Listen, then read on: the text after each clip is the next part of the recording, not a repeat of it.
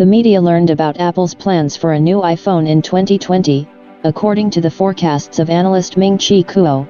In the new generation will appear 5 models of smartphones.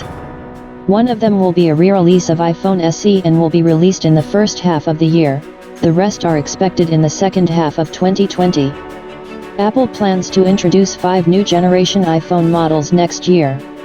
This is stated in the report of the analyst Ming-Chi Kuo of the Chinese company TF Securities, reports Business Insider. The latest generation of the smartphone is represented by the iPhone 11, with a diagonal of 6.1 inches, as well as the iPhone 11 Pro, diagonal, 5.8 inches, and the iPhone Pro Max, 6.5 inches.